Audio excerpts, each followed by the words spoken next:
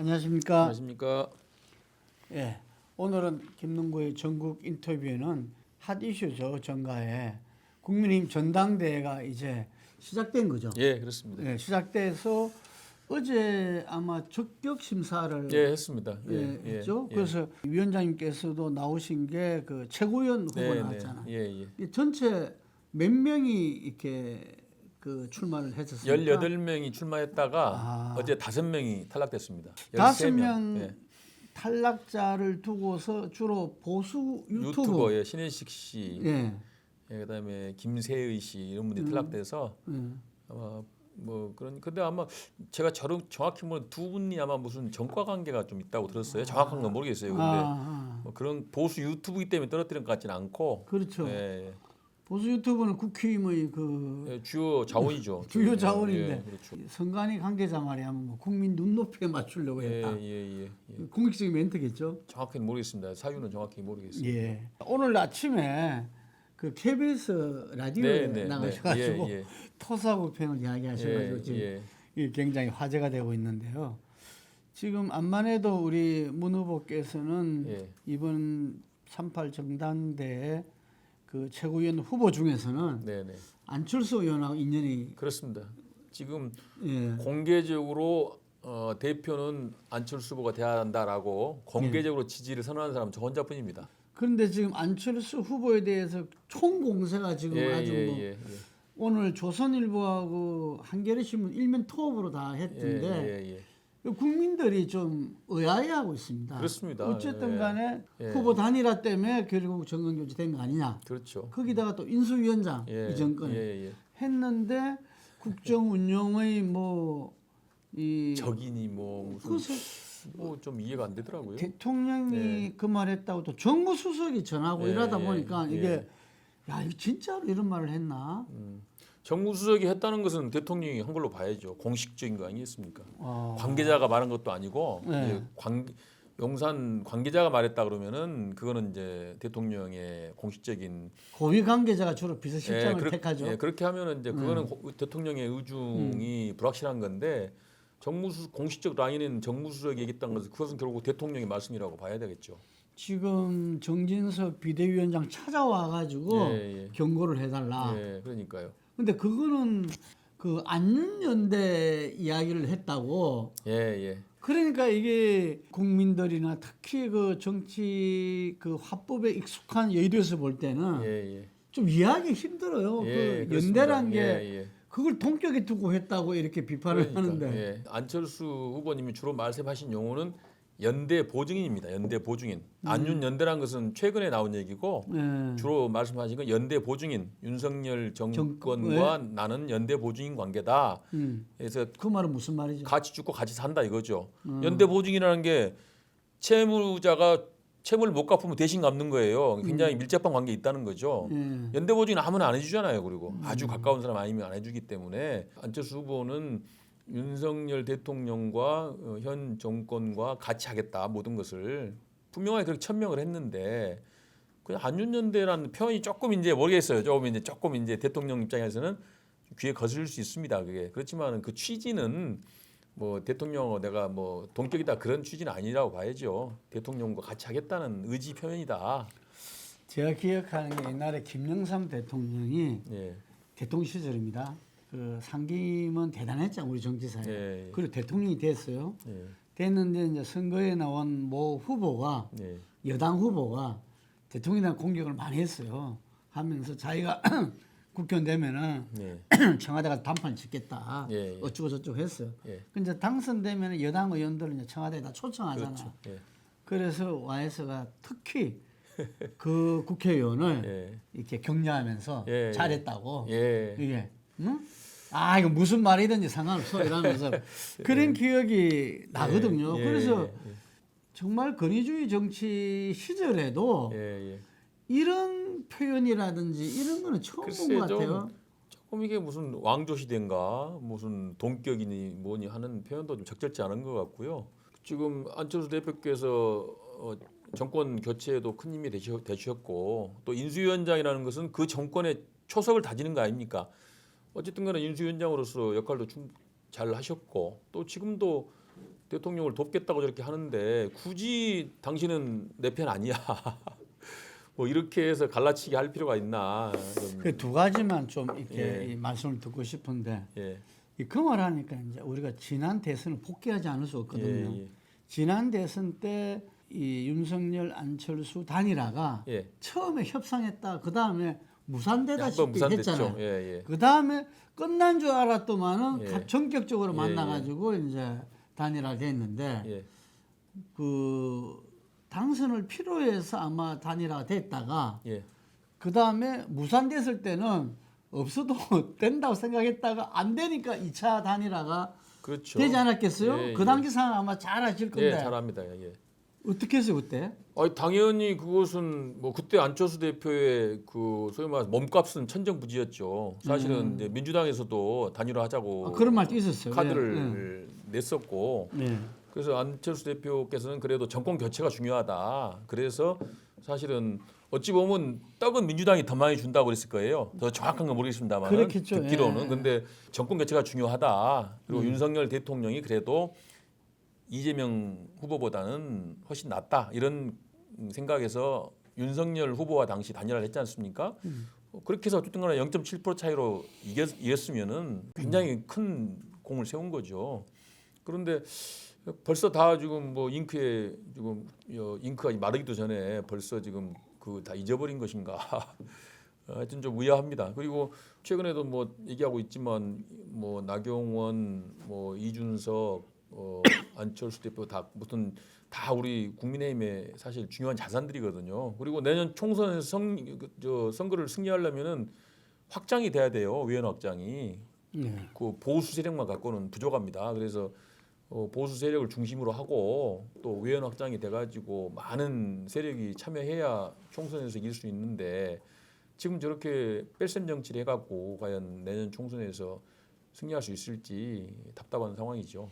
그리고 이제 인수위원장의 아까 초석을 닦았다 이러는데 네네. 친윤 쪽에서는 그때도 24시간 동안 이 직무를 갖다가 이렇게 그때 뭐 안 나타나는 겁니까 어쨌든가 그래서 그때도 애를 먹였다. 그거는 말 안 됩니다. 제가 YS 같으면요 일주일 했을 거예요. 그때 오히려 그런 비판이 있었습니다. 우리 안철수 대표는 너무 착하고 약하다고 겨우 그 한나절하고 그래 그만두냐 이런 얘기가 있었어요. 예. 그때 사실 공동 정부를 하기로 해가지고 인수위를 했는데 실제로 조금 이제 공동 정부로서의 그 방향이 조금 어긋난 경우가 있었어요. 그런데 그래서 이제 안철수 당시 인수위원장이 거기 항의를 하느라고 한 한나절 정도 그 좀 태업을 했죠. 그런데 YS는 그때 저 뭡니까 내각제 파동 각서 파동할 때 그때 무소 파동할 때 뭐 그때 경남 내려가고 그제 내려가죠. 그때 한 열흘 아마 이상 그 파업했을 거예요. 그래서 그 당시 저는 그 인수위원장 시절에 안 대표님 그 하루 안 나온 거에 대해서 많은 사람들이 안철수 대표 지지자분들은 그랬어요. 안 대표가 너무 약하다. 저렇게 뭐 그냥 대통령과 밥 한 끼 먹고 그냥 뭐 끝나냐 이렇게 했습니다. 오히려. 그래서 오히려 어떻게 보면 그 부분도 안 대표께서 그 공동 정부를 하면서 윤 대통령의 뜻을 최대한 존중해서 그렇게 그 마무리가 된 것이지. 만약에 다른 뜻이 있었으면 일주일이고 열흘이고 할 수 있었죠. 그런데 그렇게 안 한 것은 안 대표가 그만큼 윤석열 대통령과 공동 정부라는 것에서 굉장히 중요하게 생각하고 있고 동반자다 그런 생각이 명확하다고 저는 보고 있어요. 근데 어쨌든 이준석 당대표도 두 차례 이 그런 파동을 통해 가지고 기본적으로는 본인들이 볼 때는 윤석열 대통령 쪽에서 볼 때는 항명했다. 안철수 이 지금 후보도 그래 보는 거 아닌가? 그런 걸 갖다가 이 민주사회에서 민주정당에서 용납이란 표현도 좀 이상한 표현인데 그렇죠. 그거는 좀 너무 과도한 거라고 생각이 됩니다. 사실 당정 관계라는 것이 약간 긴장 관계에 있는 것이 좋습니다. 그리고 실제로 당정 관계가 100% 맞을 수도 없어요. 불가능해 맞는 것도. 지금과 같은 이렇게 여러 가지 정말 다양하고 민주적인 사회에서 어떻게 의견이 똑같습니까? 그렇기 때문에 사실은 과거에도 보면 청와대하고 당대표, 여당 대표하고 지도부하고 상당히 의견이 엇갈리는 경우가 많았습니다. 그러면 이제 대통령께서 이제 여당 지도부를 초청해서 논의하고 토론하고 해서 하나의 결론을 내 가지고 또 집행을 하고 이렇게 해서 잘 이끌어 왔거든요. 그렇게 해서 하면 될 일이지 뭐 이렇게 의견이 좀 다르게 했다고 그래서 그것을 뭐 편가르식으로 해버리면은 그러면 이건 정치가 아니죠. 우리 군부 독재 시절에는 그 대통령이 총재고 당야에 예, 예. 그 대표는 임명직이었죠. 그렇죠. 임명직. 예, 예, 예. 이게 그 시절하고는 다르. 아니 지금하고는 그때하고는 그러니까 완전히 다르죠. 30년 전으로 역사를 되돌린다 이런 말들이 있더라고요. 예, 예. 하여튼간에 이 뭐야 참 국민들이 또 불안해하고 우려하고 있습니다. 예. 예. 근데 그 지금 문 후보께서는 이번에 모두 당원 100%로 뽑잖아요. 네, 네. 그러면은 이게 이전하고 바꿔버렸잖아요, 방식을. 그렇죠. 바꿨죠. 예. 그래서 뭐 유승민 예, 예. 전 의원을 탈락시키기 위해서 그랬다 이런 말도 예, 있는데 예. 어쨌든 당 조직세가 중요할 건데 예, 그렇습니다. 당 조직력은 취약할 수밖에 없잖아요. 별로 없습니다. 저도 그게- 저도 뭐 그렇습니다. 예, 어떤 전략을 갖고 계십니까? 저도 이제 뭐 민주당에서 국회의원을 2번이나 했고 또 이제 국민의당 창당 주역으로서 신당을 만들어서 이제 민주당을 탈당해 나왔고 또 바른미래당을 거쳐서 이제 국힘까지 오게 됐는데요. 사실 저도 사실은 이제 국민의힘에 좀 조직이 취약하죠. 그러나 이번 최고위원 선거는 결국 바람 대 조직 선거다. 안철수 후보가 당대표가 되기 위해서는 바람을 크게 일으켜야 됩니다. 돌풍을 일으켜야 되는데 거기에 좀 제가 좀 같이 좀 한몫해야겠다. 예, 그렇게 해서 돌풍을 일으키기 위해서 나왔습니다. 예. 예. 그래서 조직은 취약하고 여러 가지 어려운 점이 있지만은 명분이 있다. 왜냐 내년 총선에 승리하기 위해서는 저는 변화와 확장이 돼야 된다. 국민의힘이. 그런데 변화라 그러면 이제 소위 말해서 어떤 대한민국의 변화, 또 정당의 변화, 정치 혁신 이런 것들이 이제 중요한데 뭐 그 부분에 있어서는 뭐 제가 그동안에 누구보다 앞장서 왔고 정치 혁신이나 어떤 변화에 대해서는 누구보다 앞장서 온 정치인이기 때문에 변화의 이미지에 맞고 또 확장하는 측면에서도 진보 보수 중도를 다 경험한 여의도에 몇 안 되는 정치인으로서 좀 더 확장할 수 있는 그런 여력을 갖고 있기 때문에 또 제가 고향이 또 호남이고 또 수도권 출신이기 때문에 앞으로 전국 정당하는 데 역할할 수 있다. 이런 어떤 뭐 가능성이나 또 비전을 가지고 좀 과감하게 출마하게 됐습니다. 예, 이번 그 전당대회는 무엇보다도 이 정권 교체의 그 의미를 살리기 위해서 윤석열 정부가 성공하기 위해서는 예, 예. 내년 총선 승리가 중요하다. 대단 그렇습니다. 예. 그래서 많은 의견들이 예. 총선 승리를 하려면 수도권에 지난번에 참패했잖아요. 예, 예. 수도권 승리를 하지 않으면 안 된다. 당연합니다. 예. 수도권 승리를 읽어낼 수 있는 당 대표와 최고위원 예, 지도부가 예, 필요하다. 맞습니다. 이거거든요. 예, 그겁니다. 결국은 제가 이번에 내세운 컨셉도 예. 정권 교체를 어렵게 했는데 예. 이 성공한 대통령으로 남아야 한다는 거죠. 근데 지금까지 보수에서 대통령을 배출했지만 별로 끝이 안 좋았어요. 예. 그래서 이번에 윤석열 대통령만큼은 반드시 성공한 대통령을 만들어야 된다. 그렇게 하기 위해서는 내년 총선에서 압승을 해서 윤 대통령이 일할 수 있도록 뒷받침해야 할 거 아닙니까? 그러려면 내년 총선에서 이겨야 되는데 아까도 말씀하셨지만은 이제 포인트는 수도권에서의 승리입니다. 네. 지난 총선에서 수도권 121석에서 16대 105였습니다. 16대 105.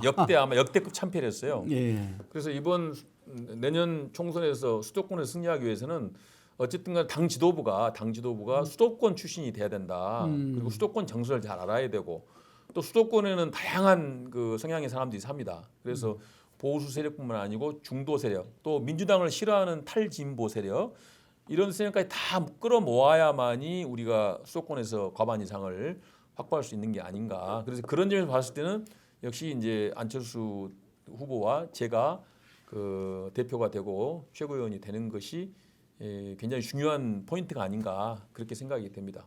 저도 이제 선거를 한 30년간 지켜보기도 하고 도와드리기도 하고 컨설팅도 해오고 했는데 사실 금방 말씀한 지난 총선 때 수도권에서 16대 102로 참패했지만 105입니다. 105인데 득표율 차이는 많이 안 났어요. 8%밖에 안 났고 맞습니다. 수도권은 특히 적었죠. 적었습니다. 그런데도 불구하고 이 정도로 차이가 났을 때는 정말 그 이 중도표, 이 스윙표라 보트를 할 수 있는 중대표가 중요한 거고. 그렇습니다. 그것이 그 선거 때 어디로 가냐에 따라서 성패가 그렇습니다. 좌우되잖아요. 예.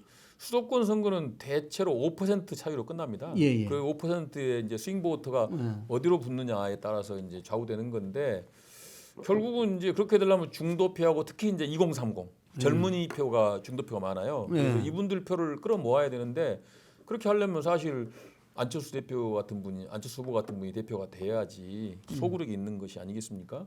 그래서 또 영남 출신의 또 좀 구태 정치 이미지 가진 분이 그 대표가 돼가지고는 수도권 승리를 이루기는 어렵다 그렇게 봐야죠. 제가 하나 이거 물어보겠는데요. 지난번에 이준석 당 대표를 정말 정권 교체의 당심에 의해서 보수 세력의 어떤 요구에서 됐다고 봐야죠. 그때. 그렇습니다. 그런데 지금 현재 정권 교체에서 이준석의 역할을 이준석 때문에 1%도 못 되게 겨우 이겼다. 이준석 때문에 승리했다. 양쪽으로 좀 갈리거든요. 우리 문 후보님 어떻게 보십니까? 저는 이준석 때문에 승리했다고 봅니다. 저는 그때 이준석 대표가 된 순간에 저는 정권 교체 된다고 봤어요. 그 순간에 보수 국민의힘이 엄청나게 정권 교체에 대한 열망이 강하구나. 그걸 제가 단박에 느꼈습니다. 제비가 오면은 범이 오는 것을 알리듯이 저는 이준석 대표 당선된 순간에 내년에 대통령 선거는 국힘이 이긴다 이렇게 봤습니다. 근데 이준석 질 뻔했다는 것은 무슨 그건 말이죠? 저는 아니라고 봅니다. 이제 이준석 대표가 이제 남성 20표를 많이 가져온 대신에 여성표를 잃었다고 그러는데 물론 그거는 맞다고 봐야 되는데 어쨌든 간에 남성 20표를 가져옴으로써 여론조사에서 계속 우위를 가져왔어요. 이게 저는 지난 대통령 선거에서 굉장히 중요하게 승인이었다고 봅니다. 그래서 저는 이준석 대표가 되고 이준석 대표가 당 대표를 하고 있던 게 대선 승리의 중요한 포인트였다. 다만 이제 이준석 대표가 그 후에 보인 행보에 대해서는 저도 좀 비판받을 점이 있다고 봅니다.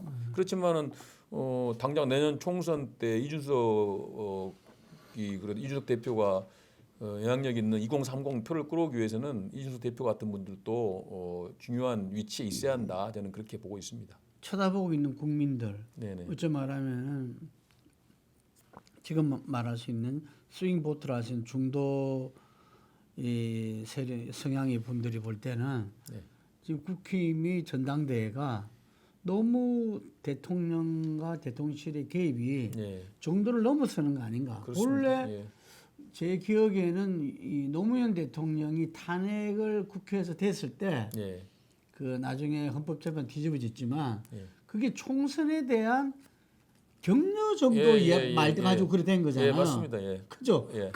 그런데 야 이번에 전당대회 개입은 막 이거는 노골적이죠 지금. 너무 노골적이라서 이게 뭐 이렇게 오히려 진솔한 건지 이거 잘 모르겠는데요. 이게 이런 비토 문화 노골적인 어떤 대통령의 비토는 처음인 것 같아요. 그렇습니다. 전례가 없는 일이죠. 조선일보까지 난리더라고 지금. 이건 과거에는 아니라고. 이제 뒤에서 적절하게 조종하는 정도는 해왔다고 봐야죠. 지금처럼 이렇게 드러내놓고 노골적으로 한 경우는 없었다고 보고요.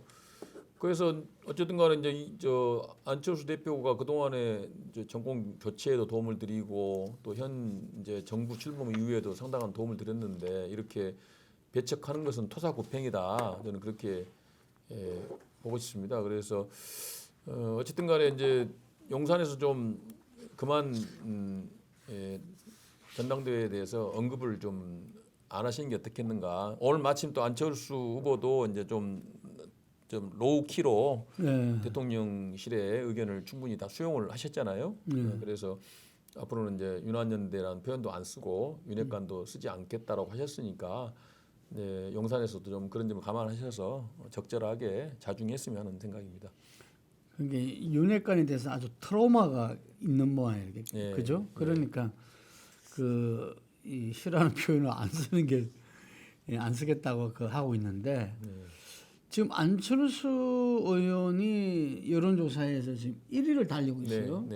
그리고 1대1 대결에서는 차이가 더 벌어지고요. 이런 당심 어떻게 보고 계십니까? 지금 당원들은 마음이 제가 그런 것 같아요. 윤석열 정권의 성공을 다 바랍니다. 첫째, 네. 윤석열 대통령에 대해서 정말 지지해요. 그런데 당 대표는 대통령의 하수인이 되면 안 된다, 저는 그런 생각을 갖고 있다고 봅니다. 그러니까 당 대표는 독립적인 기구잖아요. 임명되는 자리가 아니지 않습니까? 그러니까 당원들이 봤을 때는 대통령을 충분히 서포트하고 뒷받침을 하되 할 얘기도 하고 가끔 쓴소리도 하고 해서 대통령과 당이 일체가 돼서 올바른 정치를 해라, 이런 게 당원들의 마음이지, 당 대표가 뭐 대통령 지시나 받고 하수인처럼 하는 거에 대해서는 동의하지 않는다. 안철수 후보가 이렇게 되는 것은 결국은 이제 말을 안 듣고 저 사람은 내 하수인처럼 말을 안 들을 사람이다, 이렇게 해서 지금 배척한 거 아니겠습니까? 그런 점에서는 당원들의 마음도 상당히 안철수 후보를 지지하는 그런 돌풍이 불고 있는 게 아닌가, 그런 생각을 하고 있습니다. 예, 안철수 후보도 뭐 지금 당의 그 조직세가 네네. 굳건하게 지금 구축돼 있다 보기는 약합니다. 힘들잖아요. 예, 약하죠 지금. 그죠? 예, 약합니다. 예, 약한데 이제 제가 듣기로 이런 당심이 있었어요. 뭐냐면은 영남권 예, 예. 들은 이야기인데 누가 되더라도 다음 총선에서 이 지역에서는 이긴다. 예. 거기는 그렇겠죠. 거기는 이긴다. 그렇겠죠. 예, 예. 그러니까 우리는 수도권이 걱정이다. 예, 예. 이런 말들을 예, 예. 영남권 당원들이 맞습니다. 이야기를 하더라고요. 예, 맞습니다. 지금 제가 지역위원장들 뵙잖아요. 예. 그러면 솔직히 말해서 낮에는 김기현 후보를 지지하는데 밤에는 걱정이 많아요. 그래서 그래도 수도권 선거 치르려면 안철수 후보가 돼야 되는 거 아니야? 그런 의견이 솔직히 많습니다. 그런데 드러내놓고 말을 못하죠. 지금 이제 저렇게 뭐 압박을 하고 있으니까 말은 못하죠. 그런 분위기가 상당히 많다고 보여집니다. 그 김기현 후보가 어쨌든 나경원 후보를 찾아가고 어제는 또 강릉까지 예, 예. 가족 여행 간 예. 강릉까지 가고 그때 초선들이 성명 낸 초선 의원들도 가서 예, 예. 사과 위로를 했다. 예. 이런 말을 받았는데 그건 어떻게 보십니까? 그럼 뭐 뺨 때리고 얼르는 건가요? 안 되고 그런다. 나경원 의원도 이제 겉보기와 달리 은근히 그 심지가 곧고 내공이 있는 분이에요. 그렇죠. 그래서 저는 나경원 의원이 그렇게 당해놓고 김기현 후보 지지할까요? 저는 중립시키지 않을까 이렇게 생각합니다. 그리고 이제 또 나경원 의원도 당원들의 마음을 잘 알고 있습니다. 그래서 그 당원들의 선택에 맡기겠다, 그런 입장으로 가지 않을까 예상합니다. 영원한 당원이라는 예, 영원한 표현을 썼죠. 당원, 아주 그 좋은 표현 같습니다. 영원한 당원으로서 당이 정말 잘 되고 총선 승리를 이루고 당이 국민들로부터 지지받는 그런 방향으로 나가야 된다, 그런 입장이기 때문에 저는 나경원 전 의원도 김기현 후보 지지는 하지 않을 것으로 예상하고 있습니다. 문 후보께서는 이 2004년도에 처음 국회 17대 그러니까 그때만 하더라도 지금 이제 그 상당히 세월이 흘렀지 않습니까? 그렇습니다. 그래서 많이 봤을 건데. 예. 근데 정권은 유한하잖아요. 그럼요. 예. 특히 우리나라는 단임이니까 예. 5년밖에 예. 안 되는데 그 조금 무상하지 않습니까? 정권은? 그렇죠. 예. 정권은 무상하죠. 또 과거에는 그래도 한번 정권 잡으면 한 10년은 갔는데 요즘에는 그것도 아니에요. 5년 만에 팍팍 바뀝니다. 그래서 사실 윤석열 정권도 정말 내년 총선에서 승리하고 또 일을 잘해서 평가를 받아야지, 그렇지 않으면은 또 5년 후에 정권을 내줄 수 있기 때문에 이게 상당히 지금 이 순간이 그렇게 그 간단한 순간 아닌 것 같습니다. 어찌 보면 이번 전대가 당의 미래와 운명을 좌우한다고 볼 수도 있어요.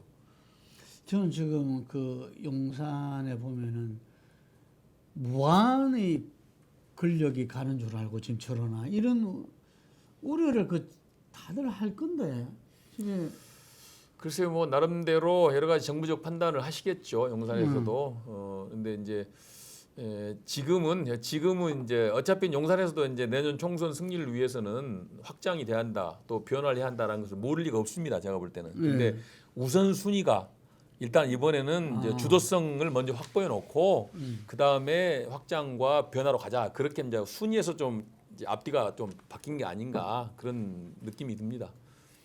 그러니까 그게 이제 정도를 갖다가 아까 말씀한 대로 여러 가지 영향을 끼치더라고요. 이렇게 노골적으로 하고 뭐 어쩌면 말하면 이거는 조금 바른다고나 할까요? 네. 근데 이제 선거가 앞으로 1년 또 남았다는 것 때문에 이제 이번에 전당대회가 조금 후유증 있게 치러지더라도 어떤 얼마든지 대통령의 주도성을 확보하는 게 중요하고 또 하기에 따라서 얼마든지 이제 국민 지지를 높일 수 있는 기회가 있다 그렇게 보는 거라고 봐야죠. 예. 근데 뭐 지금 우리 문 후보께서는 그래서는 안 된다고 보는 입장이잖아요. 그렇습니다. 왜냐하면 흐름이 잡히면은 그 흐름이 계속 가거든요. 그리고 그 제어가 잘 안 돼요. 그러니까 첫 단추를 잘 꿰야만이 그 다음에 옷이 잘 입혀지는 거지. 첫 단추를 잘못 껴놓으면 이게 계속 뒤틀리게 돼 있습니다. 그래서 지금은 좀 문제가 있더라도 나중에 잘하면 된다. 이거는 좀 아니하는 생각이 아닌가. 예, 지금부터 좀 제대로 기초를 잘 다져놔야만이 그걸 기반으로 해서 도약하고 승리할 수가 있는 것이죠. 어떤 자료에서 보니까 문 후보께서 윤석열 대통령과 친구다. 대학 동기입니다. 대학 동기잖아요. 예. 그럼 사적으로도 좀 이렇게 나누고 한 적이 있을까? 저는 뭐 그렇게 사적으로 나눈 적은 없고요. 이제 학교 다닐 때 제가 그 서대문에 한번 집에 무슨 잔치가 있어서 한번 가서 밥을 얻어 먹은 적이 있고요. 제가 이제 윤 후보하고 정치적으로 좀 이제 관련이 있는 것은 그 국민의당 창당했을 때 그때 사실 윤석열 당시 검사를 비례대표로 영입하려고 했었어요. 아, 예. 그 정치권에 처음부터 러브콜을 많이 받았네요. 그렇죠. 그때 이미 이제 그 정권의 탄압에 그때는 정권의 탄압 받는 검사였죠. 한직에 있었어요 그때는. 그래서 그 한직에 있어서 한직에 있는 검사 뭐 별 비가 없잖아요. 그러니까 뭐 비례대표 뭐 국회의원 배지 주는 거니까 그렇게 해서 한번 제안을 했는데 거절했습니다. 그래서 제가 검찰총장 됐을 때 국회 인사를 오셨길래 제가 그때 참 그 국회의원을 거절한 게 정말 잘하신 결정이었다. 네, 그때 만약 국회의원 했으면 뭐 별걸 였을 수 있죠. 그래서 검사로서 꿋꿋이 지조를 지키고 총장이 되셔서 이제 오늘날 이렇게 영예로운 대통령까지 되셔서 다행인데 하여튼 그런 일화가 있습니다. 그래서 그때 제가 이제 그 조국 그 전 장관하고 윤석열 총장하고 대단히 세게 싸움이 붙었잖아요. 조국 전쟁 시절에. 예, 그때 제가 이제 윤석열 총장 편을 많이 들었죠. 윤석열이 옳다, 조국이 틀렸다 이렇게 많이 제가 편을 들었습니다. 어쨌든 사람들이 볼 때는 민주당과 또 국민의당 그리고 그동안 쭉 이렇게 그 인권 변호사로 오랜 활동을 했기 때문에 문 후보께서 국민의힘에 하면 익숙지 않은 사람들이 많아요. 예, 맞습니다. 그죠? 맞습니다. 예. 그래서 그 부분에서 좀 한 말씀 해주면 좋겠어요. 저는 왜 국민의힘에 왔는지. 저는 사실 이제 중도 그러니까 구태 정치 청산을 위해서 새 정치를 내세워서 그 좋은 자리인 민주당의 수도권 좋은 지역을 과감하게 탈당하고 이제 험지인 국민의힘 제 3번을 하고 나왔습니다. 그렇게 할 때는 이제 저는 구태 정치를 청산하고 새로운 정치를 해보자. 또 굳이 이제 과거의 구태 정치의 분류법으로 보면은 진보 보수 중도 중에서 중도의 길을 좀 가겠다라고 해서 나왔는데 결국은 중도의 길인 국민의당이 실패를 했어요. 실패해서 오갈 데가 없게 된 거 아닙니까? 그래서 저는 이제 오갈 데가 없이 이제 총선 20대 총선에 출마해서 23표째로 낙선을 하고 21대 총선에서는 이제 출마하기 어렵다고 봤는데 그 당시에 박형준 교수가 좀 저를 보자고 하더라고요. 박형준 교수 지금 부산시장. 그래서 박형준 교수 보자해서 왜 저를 보자고 합니까? 그랬더니 이번 총선은 보수 플러스 중도로 해야 된다는 거예요. 보수 플러스 중도로 해야 한다. 그래서 그거 제가 평소에 하던 얘기입니다. 그래서 제가 손학규, 안철수, 유승민 이렇게 세 분이서 힘을 합쳐야 됩니다라고 주장했는데 중도 몫으로 문병호 전 의원께서 좀 해주시면 좋겠다. 그렇게 제안을 받아가지고 한국당 간판을 내리고 미래통합당 신당을 만들었습니다. 그때 이제 저하고 장기표 선생하고 이현주 의원, 그다음에 김용환 현 충북도지사 이렇게 참여를 해가지고 이제 새로 미래통합당을 만들어서 그래서 지금 현재 국힘에까지 오게 됐습니다. 뭐 저의 정치적 성향으로 보면은 좀 이제 이 보수 내에서 좀 보수를 혁신하고 변화시켜서 좀 새로운 보수 그리고 정말 국민들의 눈높이에 맞는 보수로 바꿔나가야 한다, 변화시켜야 한다. 이것이 이제 저의 정치 철학이라고 보시면 될 것 같습니다.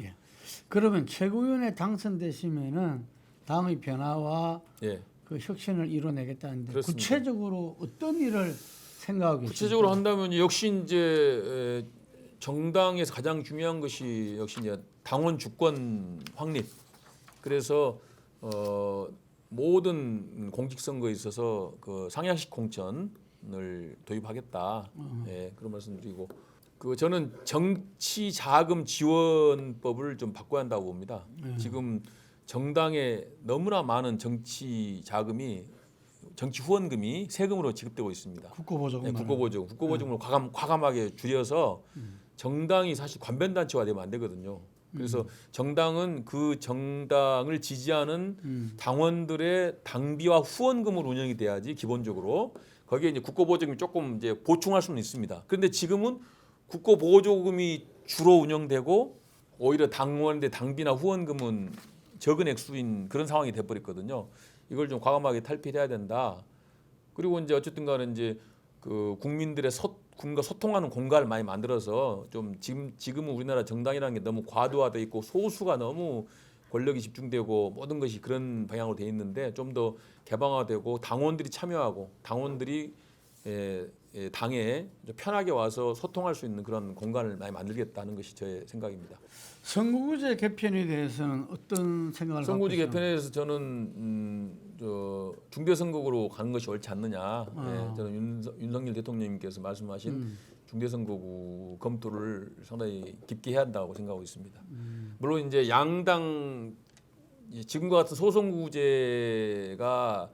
전 세계적으로 많이 하고 있는 제도지만은 우리나라는 소선구제 때문에 너무 양당 정치가 지금 그 진영 싸움에 매몰돼 있고 정말 비생산적인 싸움에 매몰돼 있습니다. 그래서 이제는 한 번쯤 좀 다당제로 한번 가볼 필요 있지 않느냐. 다당제로 가고 그다음에 이제 대통령 권한도 좀 줄여서 좀 더 이렇게 권력이 분산된 정치 시스템으로 가야 된다.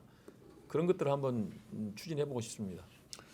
그 문 후보께서는 변호사로서 법조인이잖아요. 네네.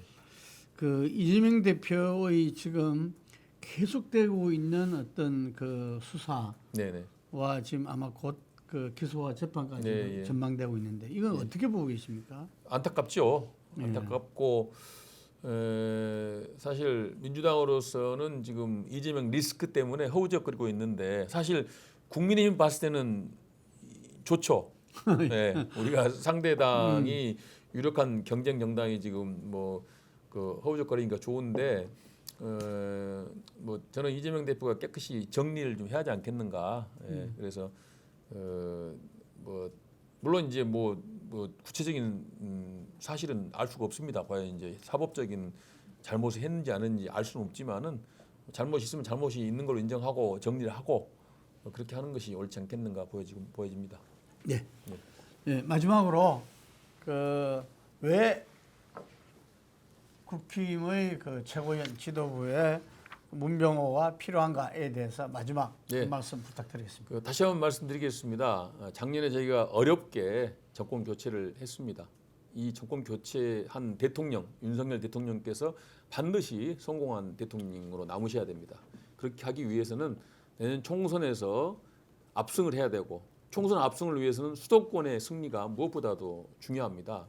그런데 수도권의 승리를 위해서는 이 지금과 같은 당 체제로는 안 된다. 당이 뭔가 변화하고 정치 혁신하고 국민의 눈높이에 맞춰야 되고 또 세력을 확장해서 기존의 그 중심인 보수 세력뿐만 아니고 중도 세력 또 민주당에 실망한 탈진보 세력까지 다 아우러서 큰 세력을 형성해야 한다고 봅니다. 그렇게 해야만이 내년 총선에서 승리할 수 있습니다. 그런 관점에서 본다면은 대표는 안철수 후보 또 최고위원회는 저 문병호 후보가 당선이 돼야만이 그런 것들이 가능하다 그런 생각입니다. 그래서 이번 최고위원 선거에 나오게 됐습니다. 꼭 저 문병호 후보 당선시켜 주셔서 내년에 국민의힘이 총선에서 승리할 수 있도록 힘을 보태 주실 것을 부탁드리겠습니다.